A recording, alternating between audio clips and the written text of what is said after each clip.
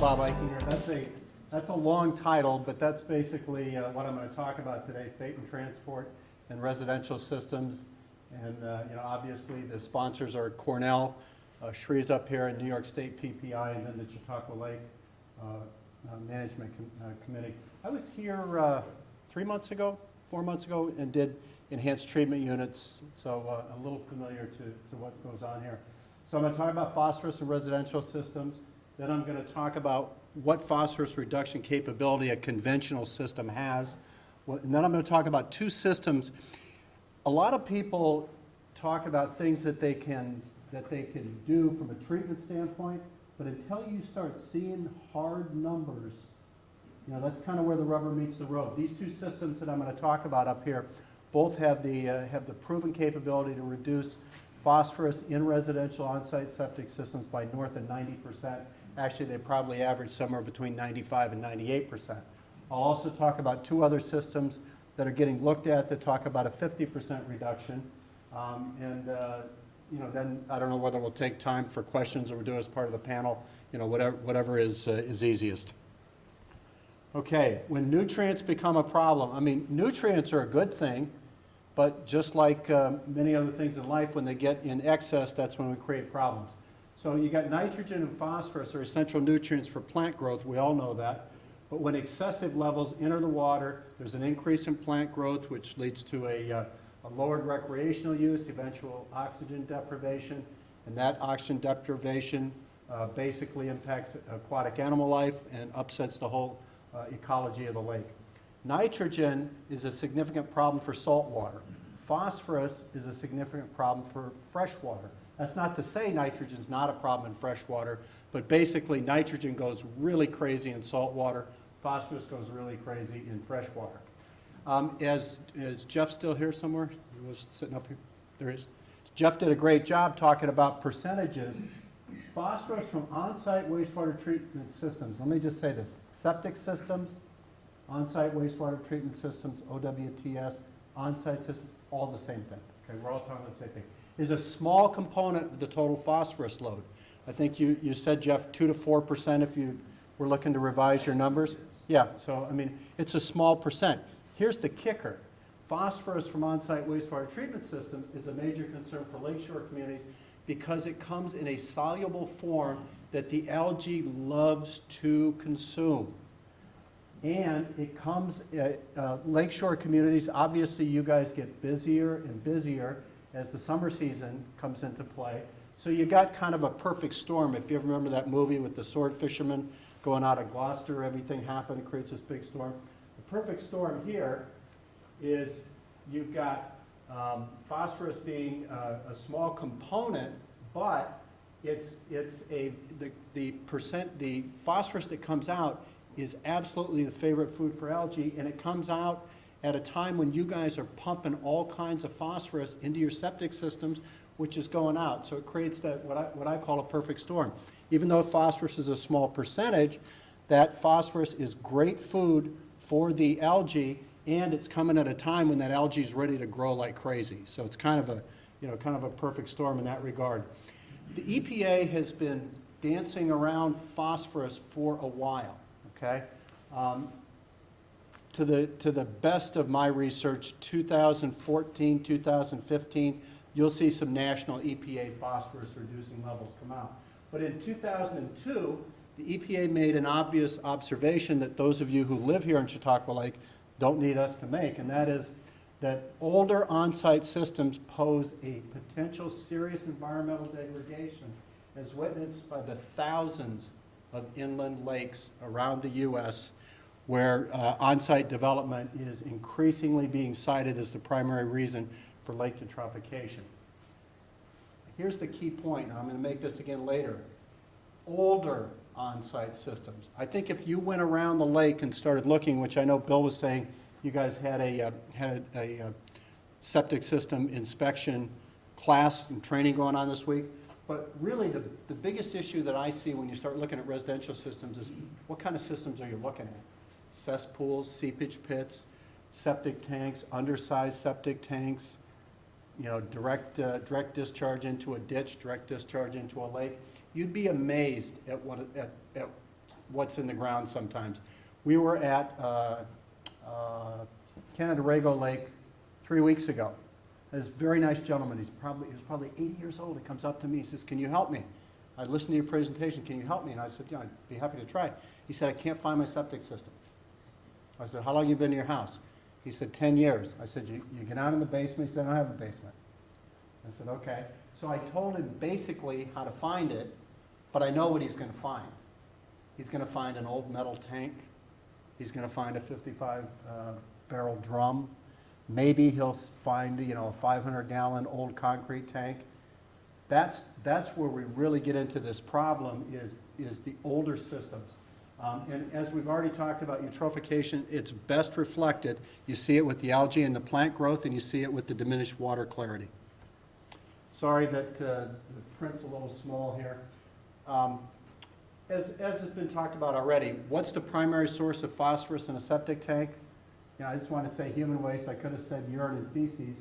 I think somebody said urine, and that's correct. About 37% of it's urine. Tom, 23% of it is from feces, but the vast majority is human waste. It's what we consume. Detergents and garbage disposals historically were a very big problem, but as we've already talked about too, laundry soap, is almost phosphate-free now, so that's been a big plus. Dishwasher detergent can be almost phosphate-free. That's a big plus. So the amount of phosphorus coming from detergents is going down. I can't say that anybody's actually studied that and looked at the percentage drop, but given the fact that they're regulating it aggressively, certainly makes sense. And then garbage disposals. If you've got a garbage disposal and you're sending that into your septic tank, it's almost undigested human waste, isn't it? So, I mean, that's a very big source of phosphorus, too. Not a big player with garbage disposals. They're terrible for septic systems. All right, I talked about the fact that laundry and dishwasher soap regulated. A conventional on-site septic system, and let me define that. It's a septic tank to a distribution box to some leach field. We call them dispersal fields, drain fields, leach fields, whatever you want to call it. That's a conventional system. Primary treatment happens in the septic tank. I think Tom talked about primary treatment in the 70s. From a central treatment plant standpoint, you use the 60% number, 50, 60% is the numbers we usually give. But let's talk phosphorus. 20 to 30% of the phosphorus is reduced in the septic tank in a residential system. And where does that go? It basically goes with the settled solids in the bottom. That's where that phosphorus goes. Dispersal field, leach field reductions from phosphorus depend on a whole bunch of factors. So it's very hard to say X% happens in a leach field. If somebody says that to you, I would really like to look at their data. And they may have good data, but a lot of people make generalizations with that. Usually what is said with a conventional system is when all is said and done, after the drain field, phosphorus has been reduced somewhere between 75 and 85%. Primary tank, in the, if it's a soil-based dispersal field, in the soils. That's usually a reasonable number to look at, okay? The amount of phosphorus reduction in dispersal fields, this is where it gets complicated. It depends on the effluent organic strength. What are you putting in your septic tank? It depends on pH. When I talk about one of the proprietary systems coming up, the whole issue of balancing the pH, the alkalinity, and the acid is a big issue. Ion concentrations, soil mineralogy and chemistry, and groundwater flow. Here's something you may not think about. If you have a conventional system, 20 to 30% of that phosphorus settles out in the tank. Let's say somewhere in the neighborhood of 50% reduction occurs in the drain field, the leach field. Do you know that most of that occurs within 2, 3, 4, 5 meters or yards of the start of that drain field? That's because good soils, and even bad soils like clay, bind and grab phosphorus very aggressively. So you'll see most of your phosphorus reduction will be in the first parts of that drain field. I've mentioned this point already down here. Average type and age of on-site systems, major factor in the amount of phosphorus pollution. You guys are taking, a watershed approach. You're taking a very intelligent, proactive look at things. upgrading and replacing a lot of these old failing systems that basically they're not providing any treatment. They're not, some of them aren't providing even primary treatment, is a great place to start to reduce phosphorus as well. Okay, you're going to see on these slides coming up, confidential on the bottom. I wouldn't be presenting it to you if it was still confidential. But the entrepreneur who started this company, Alexandra Drizzo, Dr. Drizzo, she is paranoid that somebody is going to take her 20 years of research and great ideas and do something with it. And if I put 20 years of great ideas and research into it, I'd feel the same way she did. But when you see confidential, we have Dr. Drizzo's permission to do this. She was a professor at the University of Vermont, and we'll talk a little bit about her company. There's two I'm going to talk about. I'm going to talk about phosphoreduc. I call it reduce, she calls it reduc. It's her company. Then we're going to talk about phosphrid, which is from Lombardo Associates, a very well-known engineer named Pio Lombardo, who developed that system in conjunction with the University of Waterloo in Canada. Both these systems, the reason we're looking at them, can reduce phosphorus in a residential system as part of the treatment train by north of 90%. And as I said earlier, you'll see numbers 95, 98%. There's some other issues with treating phosphorus in a residential system, which we'll talk about too. But there's a lot of people out there who say they can do it. These two folks have proven that they can do it, and that's why we're going to look at them. Okay, Dr. Drizzo has tested her system extensively overseas to start, because it's easier to do it overseas than it is in the U.S. So she's just looking, she's saying, you want to talk phosphorus pollution? Let's talk phosphorus pollution. Here's China, here's Vermont, and here's Brazil, where she just came back a month ago. It's a global problem, and it's creating huge problems for freshwater all around the world. Algae blooms decrease oxygen levels in the water, resulting in fish kills, reduced biodiversity, foul odors, taste, diminished recreational appeal. You guys know all these things. Absolutely, scare people to death in terms of using the water as a drinking water supply. Some species have even been found to release chemicals that are toxic to animals and humans. I know that's been a concern here with the blue-green algae toxin. I'm going to stay away from this because I'm not a scientist, but I'm going to focus on this. 1 gram of phosphate phosphorus promotes the growth of up to 100 grams of algae. So remember when we talked before that the kind of phosphorus that comes out of septic systems is absolutely the food that the algae is waiting for, and it's coming at them in larger quantities at a time when the algae is really geared up and ready to go, the warm months.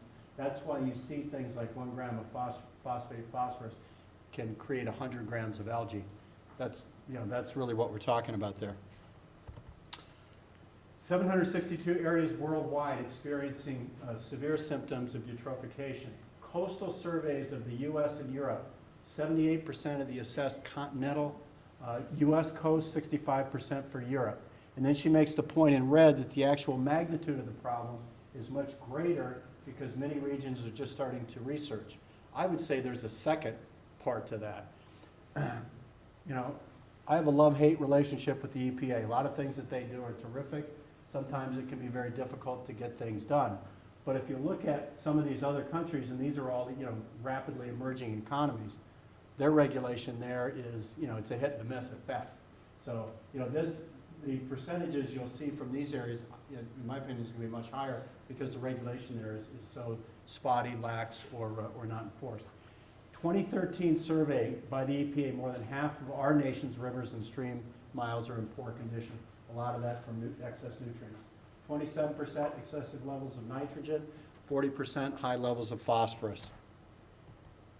So what are we going to do about it? Okay. Phosphoreduc uses iron and calcium-based filtration materials. Okay. You'll hear a few things talked about when people. Tom, I think you mentioned a chemical addition into the central treatment plant. We're going to be talking about a lot of the same things: steel slag, aluminum, calcium, iron. These are the same kind of things that are used in central treatment plants to drive phosphorus percentages way down low. A lot of that is now being packaged intelligently for residential systems. But that's really what happens. When you have phosphorus in wastewater, Nitrogen, you want to nitrify to denitrify so that the nitrogen gas goes off in the air. That's a home run. Doesn't work that way with phosphorus. Phosphorus, you have to bind it, catch it, keep it, and hold it. Then eventually your media is going to have to be replaced because you've maximized how much you can bind, keep, and hold. And that's really the issue that you'll see with these systems, is eventually that media is going to need to be replaced. What Dr. Drizzo talks about here, she can customize and scale up to address almost any water or wastewater pollution problem. These are filtered beds. These are torpedoes. Agriculture, I know we're in a heavily agricultural area in New York State for a great deal of it. She's made a lot of her bread and butter by dealing with agricultural runoff and phosphorus in Vermont. We all know what they do in Vermont. They're dairy farms. So that's been a big part of her solution. So agriculture, wastewater, residential, commercial, and upgrades to central treatment plants. Tom, might be something to think about. And then urban stormwater, a very good product. Her media capability, her filtration capability is very good for stormwater runoff. Now, we've been talking to and dealing and helping Dr. Drizzo for about 6 months. What we're helping her do is get approvals in New York State for her systems. Why? We need solutions, right? We need affordable solutions, okay? She has a U.S. patent that she just got this year for phosphorus removal for residential, municipal, and commercial wastewater. She fits in each category. Then she's got down here state approvals, agricultural effluent runoff treatment. Vermont, Pennsylvania, and Ohio. 2011 filed, completed 2012. Phosphorus technologies for removal from septic systems. Virginia and Vermont. Filed 2011, obtained 2012. We've taken a lot of that documentation for her and presented that to the DEC, to the New York State Department of Health, and we're also looking to put some pilots in the ground in the New York City watershed, so we have to deal with New York City DEP. There's one missing here, and that's North Carolina. She's got residential system going in North Carolina this month. Well, actually, you'll see this in the next chart, but North Carolina doesn't require a statewide permit to do that. It just requires a PE, a professional engineer, licensed in the state to design it. The other thing that she did is she got Canadian federal approvals for her system, which is not easy to do. You know, we might look at that, it's not easy to do up there. So that's the path she's taking, where she's now working hard to get residential systems and pilots in the ground. Vermont, June, North Carolina, May should be added in there, and Virginia is July. These are filter beds that she's got installed in tanks in the ground. Basically, a treatment train is probably the easiest way to explain this. So in a residential wastewater or septic system treatment train, you got the outlet pipe coming out of the house to a septic tank, which is primary treatment. This could be a secondary treatment unit, what are called enhanced treatments or units or alternative treatments. In this case, it's her system in either a 500 or 1,000 gallon tank, and that tank is full of this media, this calcium and iron-based media that takes out north of 90% of the phosphorus. Then it goes off to some kind of a drain field. So the treatment train for her, septic tank primary, phosphoreduct tank to reduce phosphorus.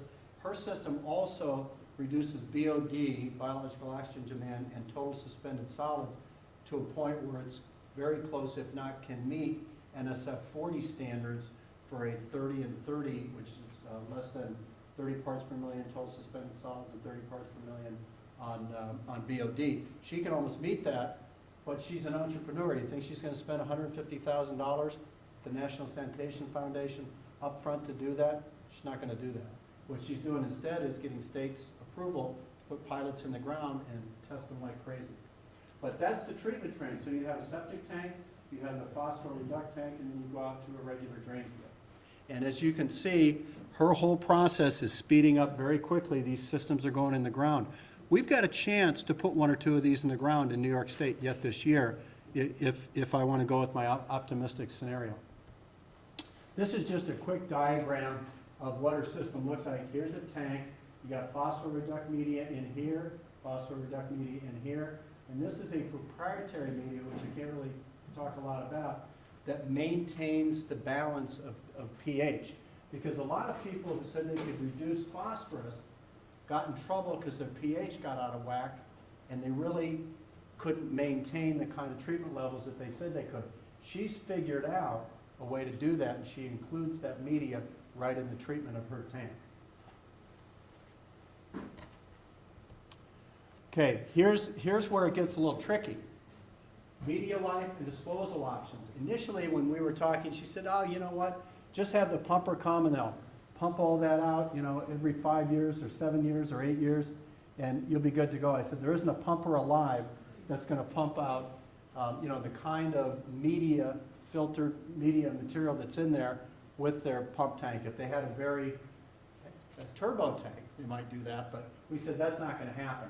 So basically what we're looking at here, 5 to 7 year minimum life for the media to maintain greater than 90% phosphorus reduction.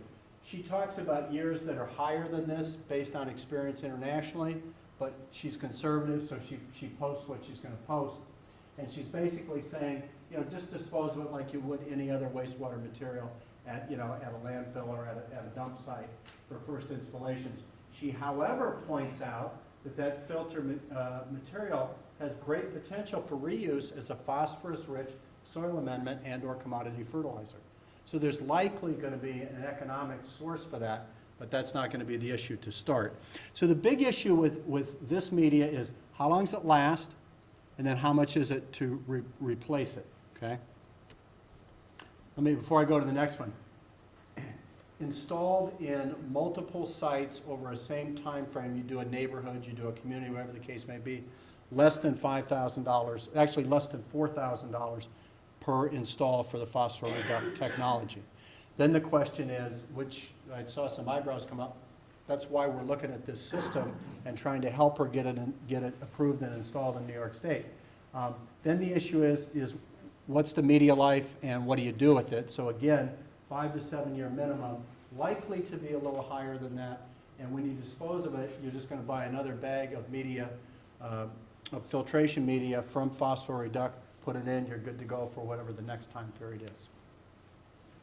Now, the next system has been around, is the longest of any with proven data, okay? Lombardo Associates out of Bedford, Massachusetts. Pio Lombardo is probably one of the top decentralized wastewater engineers in the country. I mean, I want to give credit where credit's due. Pio is nationally recognized for his expertise and skill. And I'm going to talk about 3 systems he's done. They tested at the Massachusetts Barnstable County septic study area. They tested there. He's got a residential system installed in Nantucket, and then he's got an office building installed, notice, Ulster County, New York. So we've got one in New York. Now, Pio's system, here's the treatment train for Pio's. Wastewater flow coming out of the house, primary treatment septic tank to a phosphorus system. Now, what's the phosphorus system? It's, again, filtration media that removes phosphorus from water through a reductive iron dissolution and mineralization process. Binding up the phosphorus, capturing the phosphorus, not letting it out of that tank. And then he's got here, it goes to soil dispersal. It can also go to a sand filter for polishing. Okay? I know you guys have probably done a lot around here with sand filters. So this first thing is the Massachusetts Septic Test System at Otis Air Force Base. 330 gallons a day is the design flow. It's a septic tank to a phosphorus filter to a leaching system. And let's see, influent to the RID, total phosphorus. Average was 5.7 parts per million, 94% reduction because he took it down to 0.4. You guys are worrying about getting to 2 to start, right? And then down to 0.2. Some of these systems on the residential end are going to get below 0.4, 0.3, 0.2, 0.1. You'll see that. Now, in addition to that, Pio's system also reduces nitrogen, which is a nice combination there. Knocks it out by 54%, and then it also reduces BOD by about 86%. So that's one advantage that phosphorus has over phosphorus reduct is it also does a good job, on, not a great job, but a good job on nitrogen reduction. Okay, so that's system number 1, and this is just to show you some of those percentages up here. 100% up here. Here's his reducing capability. It's a good system. It works. If you Google Phosrid, you'll go to Lombardo. If you Google PhosX, it'll take you up to Canada, but PhosX is Phosrid. PO's the exclusive distributor for it in the United States, and he helped the University of Waterloo develop that. PhosX, Phosrid, same system. Okay. Then this is a residential that he did. There's actually two of them. 440-gallon site and 330-gallon site. Septic tank, Phosrid media filter, and a polishing filter, which was really a sand filter, small one. And the numbers that you'll see here, let's see, site number 1, very easier for me to read it here. It's not very clear. Site number 1, 98% removal. You notice it was only over a summer period, but 98%. Site number 2, over 98%. Site number 3, over 99%. His system works. It's a little pricey. Now, one of the things I always look at, just from a purely business point of view, is there's a lot of people starting to get in this game. The interesting thing with Phosrid, there aren't very many of them installed out there. I've argued with PO in a nice way, because it's his system.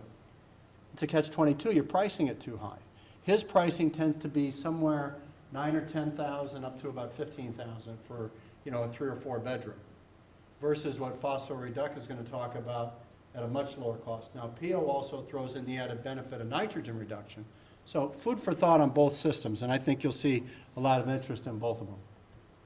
This is the New York install he's got at Central Hudson Gas. It was put in 2008, 2,500 gallons a day. The influent phosphorus was 17. It was very high. The effluent phosphorus is 1.6. Now, if we're talking tertiary treatment standards, 1.6 is, it's okay, not a great number. Meets the 2, but it's not a great number. And I suspect PO's probably done some things to beef up that number. But that's a 90% reduction. So, I mean, usually the average influent, phosphorus influent residential, it's anywhere, I don't know, 6 to 12, 6 to 14 parts per million. This is 17 to start, which probably explains. But he took 90% of it out. It's pretty darn good. That could meet the treatment standards you're being asked to meet pre-Speedies right now. Okay, 2 other systems. Anybody hear of the White Knight treatment system? Okay. White Knights are very, very, very effective and very popular aerobic treatment with adding bacteria and biology for high-strength effluent. Very common system when you're dealing with restaurants. In a lot of instances, you want to knock down the strength of that effluent significantly before it goes out to the drain field. So Knight Treatment Systems has something called the White Knight. Well, they also have something called the NERD, which is a nutrient removal system. They have high hopes for this, but their claim of an average of 50% isn't going to play well as people get more and more watershed management plans in place. You're not going to be satisfied with a 50% reduction in phosphorus. So I think they've got to take a more serious look at that. But it's gravity flow.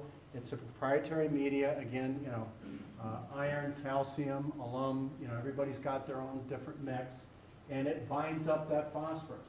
Now, Otsego Lake, SUNY Oneonta, their biological field station, tested these systems.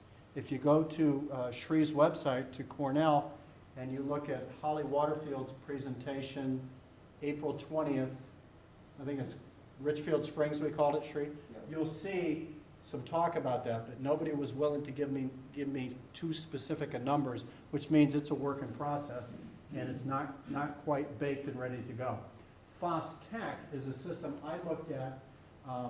Greenwood Lake, which borders New York and New Jersey, they took 5-gallon buckets, and they took an Orenco Advantex tub, and they put 12 5-gallon buckets of their special mineral media mix, and their goal is 50 to 90% reduction, which is a pretty wide range. They don't have any published data yet. Summer 2011, they put it in. They put it in at a church that I saw. and they also put it in a residential, so hopefully we'll see some refreshment come out of that. That was funded by Senator Schumer through the EPA, Orange County, and then NYSERDA, because they were looking for passive systems low on the energy use. And that was done primarily by Stone Environmental. The technology there was something called FOSTEC. Now FOSTEC is coming in these buckets. Not very elegant solution, but if it works, who cares? Because you can take those buckets out, take them, dump them where you need to dump them, fill them back up. That's not too hard to do. But WTI Vermont, I'm not sure what they're doing going forward. So I don't know if somebody's going to pick that up or not. So I'm not recommending this. I'm telling you it's out there. I'm not recommending this. I'm telling you it's out there. But if you said, would you recommend White Knight systems by the same company? I'd say absolutely. They're absolutely terrific for high-strength effluent. Okay, I'm going to compare 4 different septic system management programs for lakeshore communities. One of those is Chautauqua County's. I'm going to talk a little bit about the history of the department. I'm going to go through this rather quickly. I think I can save a little time.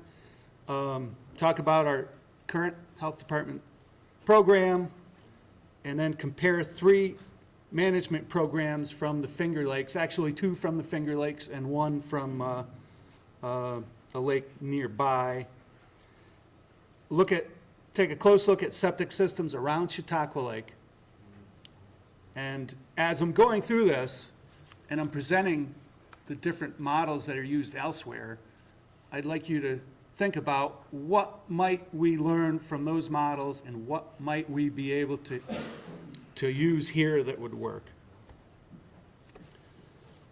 So why are we doing this?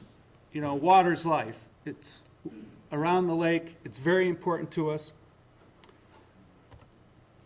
But we have some problems, as I think Jeff had some good slides of blue-green algae, and these are all from Chautauqua Lake. This is not, but this is from our county. You know, we obviously have problems. This is 2011, and they're creating public health problems. Also, we have sedimentation issues as well, and we can't forget bacteria.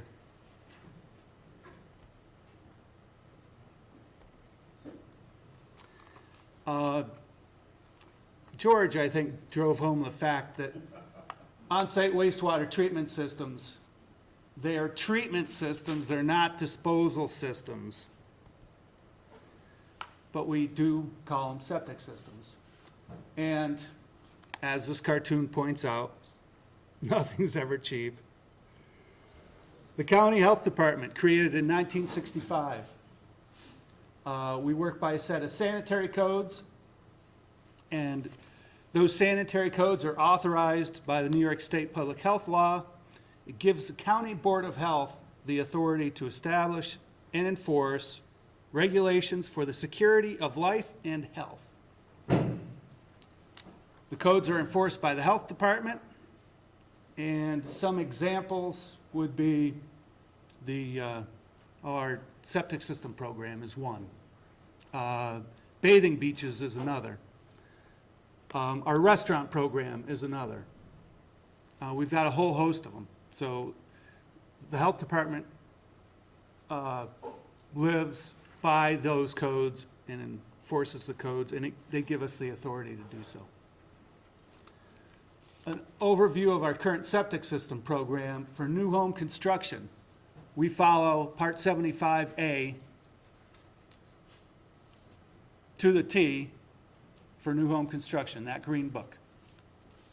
Okay, we go out, our inspectors go out, they do a site evaluation, they do dig a test pit, they do soil percolation tests, they meet with a contractor and sometimes a property owner, and they say, well, what's going to work out here on this site? And they work with the contractor, they design a system that works on that site. All of our inspectors work under the guidance of a professional engineer in our department. He's here tonight, Paul Snyder, or this morning, afternoon. whatever. And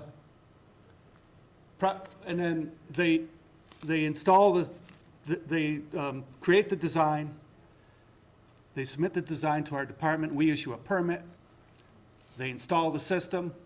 During installation, we go out and do the inspection, make sure it's installed per plans, and then we give a final approval. For property transfers, our staff goes and we do water sewage surveys.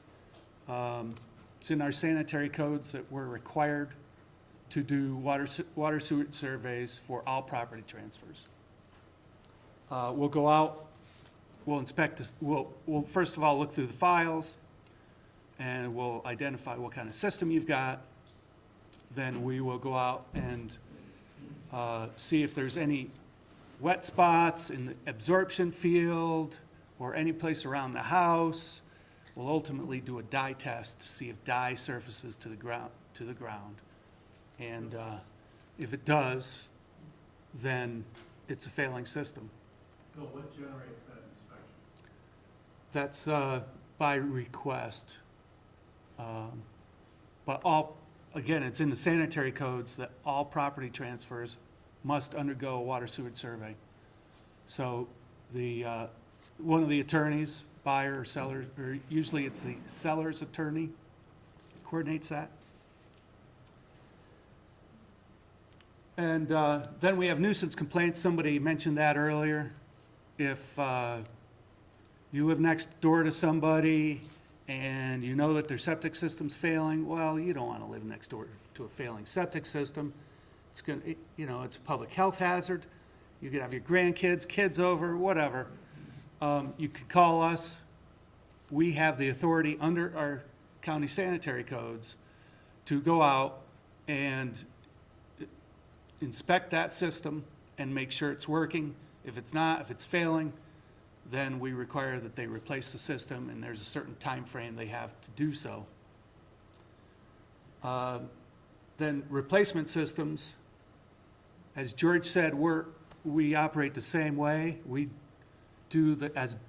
follow Part 75A as close as possible, but on a lot of these systems, they're on small lots. We can't meet the offsets, so we do the best we can. The goals of our septic system design and management program are, first and foremost, protect public health, protect the environment, which is linked to public health. Again, public health, protecting drinking water sources, and avoid nuisance conditions. I went through this already, so I just want to mention through our property transfer program, we inspect between 300 and 400 septic systems per year. And based on the real property system data and assessor data, we have approximately 22,000 septic systems in our county. It was about 10 years ago now, the health department entered into a project to computerize all of our septic system files. It was an expensive project. It took 8 years to do it, completed in 2011. Before we did that, we did not know exactly how many septic system permits we had issued. All of the files were in a file drawer, many file drawers of many cabinets. Once we did computerize all of our files, we also developed a database record for each file, and we linked that database and scanned drawings of all the as-built plans for septic systems to tax parcels. So it's all map-based. It's a geographic information system, and it gives us at our fingertips the information on about 17,000 septic systems in our county. Now remember, we estimate there's 22,000 total. So what about those other 5,000 septic systems? Well, we don't have any record of them. They were either put in before the health department started in 1965, or they were put in illegally, or there is a chance that we've misplaced a few files, but not 5,000 of them. I'm going to move on into really, I think, the meat of this presentation, which is looking at what some other lakes do. And I've been educating myself a little bit on the Finger Lakes, so this is pretty easy. There's Canandaigua Lake, where George is from. Seneca Lake, and correct me if I'm wrong on these, because, okay. Cayuga Lake. And this is Owasco Lake here. This is Skaneateles, thank you. Okay, what's this little one here, George? Atisco, okay. And over here, we have Otsego Lake. So I'm going to talk about programs that Otsego Lake uses, that Keuka Lake uses, and that Owasco Lake uses. Bill, while you are on that slide, the small lake next to that green arrow is Canandaigua Lake. Left of the green arrow. Right here. Yeah, Oh, that's- Canandaigua Lake, yeah. That's the And other th- place. That's the other lake that sponsored workshops like this. This lake isn't one of the Finger Lakes. Its features are very similar, but it actually drains south into the Susquehanna River and into Chesapeake Bay. And then the Finger Lakes all drain north. Cayuga County, that's one of them. It's kind of a rural county. It's similar to Chautauqua County as far as population goes and density. Chautauqua County, for comparison, is about 1,000 square miles. Our population's in the neighborhood of 130,000 people. The Cayuga County Health Department manages their septic system program, and the person that we've corresponded with and talked with quite a bit is Eileen O'Connor. She's their environmental health director at the health department. And I just want to acknowledge her and the others that have provided information for this presentation. In 1994, Cayuga County they revised their sanitary codes to require that all septic systems in the county undergo a mandatory inspection program. And in that, there were special provisions provided for in Owasco Lake and Little Sodus Bay. Little Sodus Bay is connected to Lake Ontario by a channel. So I don't know if they consider it part of Lake Ontario. George, is it? I'm not sure. But it's connected with a channel. It's not just a tributary. I believe it is. But we're going to take a closer look at Owasco Lake. Okay, it's 11 miles long, about half to 1 mile wide. It's a deep lake. It's a drinking water source.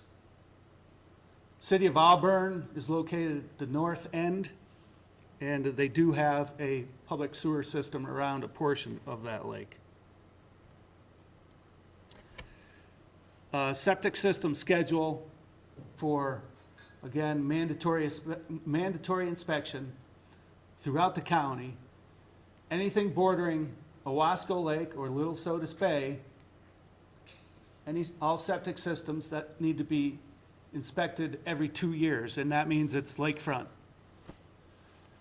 Any system within 500 feet of the lake has to be inspected every 3 years. Any system in the watershed every 5 years, and any system in the county every 6 years. And what they've done since then, they've combined these two together to make it a little bit easier to manage and track. let's look at some system locations bordering just Owasco Lake now. We're going to focus on Owasco Lake. They have 729 systems that are on lakefront properties. Within 500 feet of the lake, they have 105 systems. So those would be second-tier properties. Most of the properties, obviously, are lakefront. Within the watershed, there's another 1,300. And then total number of systems throughout the entire watershed is going to be a little over 2,000, 2,200. An interesting fact is that 58% of the septic systems in the watershed had no file in by the county health department. And remember that 58% of systems had no file, and this is all from the State of Owasco Lake report. Let's look at Keuka Lake. Again, it's a rather unusual lake because it's forked like this. It drains to the north. Penyans up here, Branchport, Hammondsport. Again, there are some, there is public sewer around a portion of the lake. It is a drinking water source. It's, I do want to point out, it's transected by, there's two counties, Yates County and Steuben County. Here's the border, and then Yates to the north and Steuben to the south here. Keuka Lake has what's called the Keuka Lake Watershed Improvement Cooperative, or QUIC, which actually manages their septic system program. A person named Paul Botter is the QUIC watershed manager. He would be George Barden's counterpart over at Keuka Lake. Paul also has watershed inspectors working for him. Their program was put together through local municipal law, and between 6 towns and 2 villages, again located in 2 counties, and it was homogenized through intermunicipal agreements. So all of those municipalities enacted the same laws. It's funded by inspection fees, and each one of those municipalities kicks in a chunk of money to support the program.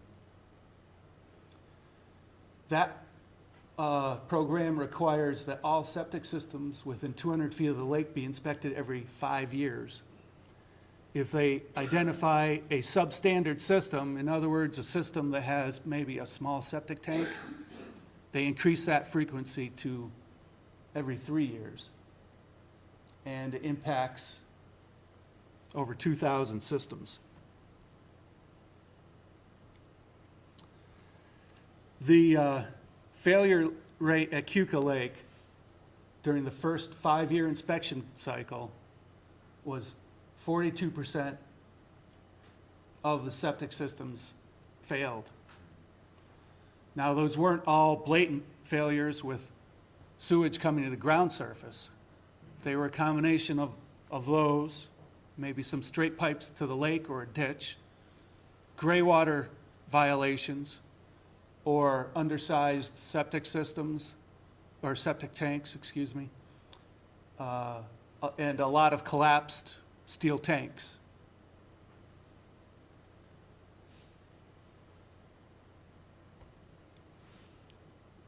Let's look at Otsego Lake. 9 miles long, again, a deep lake, again, a drinking water source. All of these lakes that we've looked at today are drinking water sources. Otsego Lake has the Watershed Council, which manages their septic system program. A person named Wynn McIntyre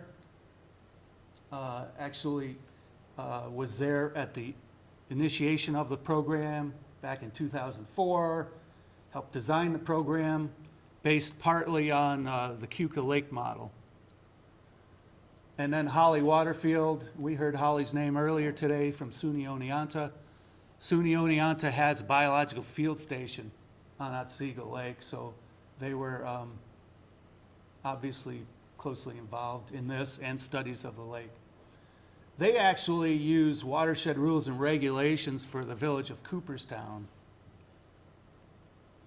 Cooperstown's down here. Remember, this lake flows south. And watershed rules and regulations, they provide a municipal water, public water supply, the opportunity to enact watershed rules and regulations, and the municipality does it, gets sent on to the county and then to the state, and it gets enacted into state law. And it covers a lot of different things. One of them is septic and sewer, agricultural issues like stockpiling manure,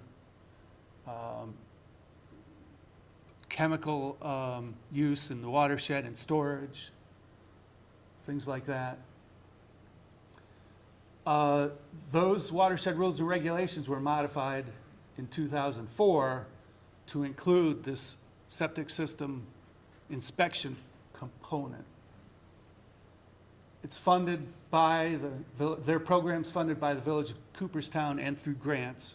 It requires all septic systems within 500 feet of the lake undergo a mandatory inspection period, and all septic systems within 100 feet of a major tributary to be inspected as well every 5 years. That's something that, you know, we're looking at too. I'll get to that in a minute. It impacts a relatively small number of systems, 382. Failure rate at Otsego Lake during the first 5-year inspection cycle, 51% septic systems failed. These are the same photos from the earlier one they were borrowed from Holly Waterfield. Again, a lot of steel tanks that were collapsed or crushed, or baffles missing in the tank, a lot of different things. I do want to point out that at Otsego Lake, check my notes. Otsego Lake, if they do have, Otsego Lake and Keuka Lake are take the same approach to any sewage that's surfacing on the ground surface as we do. They consider that a significant public health risk. That must be corrected immediately. You give immediately means in our county 45 days, about 3 weeks to get to design the system, get a permit from us, and another 3 weeks to install it. And then for as far as substandard systems like a tank, a steel tank that is still operating, but it's going to fail, undoubtedly is imminent. Otsego Lake gives the homeowner 1 year to correct that, and Keuka Lake gives the homeowner 6 months. All right, let's take a look at Chautauqua Lake. It's about the same size, a lot shallower, but again, it's a drinking water source. Septic systems around the Chautauqua Lake lakeshore between, and we just looked at the Beltway, 394 and 430, from the Beltway into the lake. How many systems are there total based on real property system and assessor data? And how many systems do we have files on and have issued permits for? And as you can see, there's about 937 homes with septic systems around Chautauqua Lake. We have permits on 550 of those, so we've permitted 59% of the systems around the lake. That leaves 41% that we don't know anything about. Remember Cayuga County, 58%, they didn't know anything about. So we're doing a little better than Cayuga County was. And that you know, not knowing what's in 41% in our case, what kind of system is it? What size tank do they have? What kind of tank? You know, these are systems, again, that were put in either before 1965 when the health department started, or put in illegally, or there might be a few that we've misplaced records for. But as you've heard from other speakers today who have worked around lakes, that's a significant number of systems. Could be a significant public health issue. If we look at the TMDL report, which only looked at the number of systems within 50 feet of the lake, in other words, lakeshore lots, and then the number of systems within 250 feet of the lake, you see there's 261 septic systems within 50 feet of the lake. There's about 300 systems then between 50 feet of the lake and 250 feet of the lake, for a total of 560. And the reason the TMDL looked at that is because this is what was considered, where the phosphorus was coming from septic systems to the lake.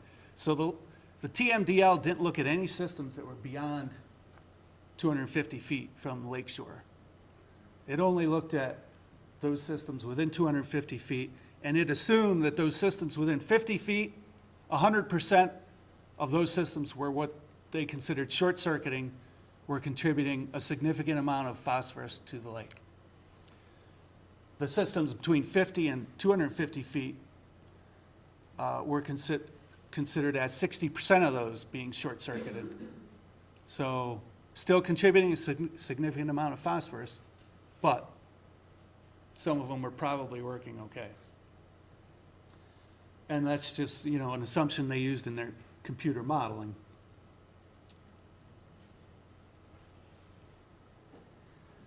Our problems are the same kinds of problems George has out at Canandaigua Lake. We have small lots. We have inadequate offsets from the lake. We've got a lot of systems that are in people's front yards between their cottage and the lake, close to, you know, it's with very little elevation change, very close to between the top of the ground surface and the lake level, so we can't get adequate separation distances between the trenches, any trench that might be the bottom of the trench, and the groundwater table. Groundwater table, we're assuming, is lake level. Groundwater is going to flow towards the lake. So we've got some serious issues there. We've got other issues with drinking water wells. All of the areas around Chautauqua Lake that have private septic also have private drinking water wells. And we cannot meet, in most instances, we cannot meet those offsets of either 100 feet or, let's look at this a little closer. This is from the New York State Department of Health standards for water well drilling. 100 feet is minimum, but for a system where you have a well down gradient of a septic system, you got to be 200 feet away. Or if you're in coarse gravel, you got to be 200 feet away. And it's very difficult to meet those. We have a hard time meeting that for new development on a 1 acre lot, let alone a small lakefront lot that might be 50 by 100. And again, we have to look at not only the water well of the person that we're dealing with, either replacing the system or what have you, but we also have to look at their neighbors' water wells. Bill, quick question. What do you guys find, is anybody looking at the water, at the private wells and looking, when you see that? We actually, when we do water sewage surveys, that's the one half of our inspection is looking at water wells. So for all property transfers, we're doing that to make sure the water wells are constructed properly, and they're free from contamination. There's no obvious signs of contamination. They've got good caps that meet health department standards, and we test the water quality for bacteria as well. But that's Finding a lot of problems there? pretty much every water sewage survey we do needs some upgrade, whether it's a new cap. Some wells are in pits. Pits aren't allowed, so we want to get that well up out of the pit filled in. So we always see some sort of problem, and that's a good question. I'm glad you brought that up, because I actually have some statistics on our water sewage survey program from and our, not just water sewage survey program, but the county health department has a private laboratory. We test for bacteria. And that's where when we go out and do a water sewage survey, we'll sample someone's well, bring it to our lab, test for bacteria. Also, private individuals can bring in samples and have them run for bacteria.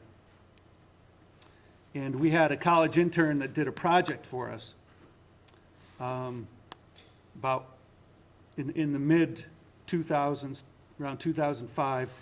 She looked at 4 years of data that was available. And of the private wells that were sampled in that beltway area that's on private septic, we had 241 wells that were sampled. Of those, 31% were positive for total coliform bacteria, and 7% were positive for E. coli bacteria. So it's an issue. Some of those wells were able to be cleared up by a simple well disinfection with a bleach solution. And some of those wells could not be cleared up, so they had to install some sort of treatment, disinfection treatment. And I'll leave you with this quote from Abe Lincoln about planning. You cannot escape the responsibility of tomorrow by evading it today. Smart planning is going to help protect public health. It's going to help protect the lake, and it's going to help turn the lake around and make it at least stabilize what we have.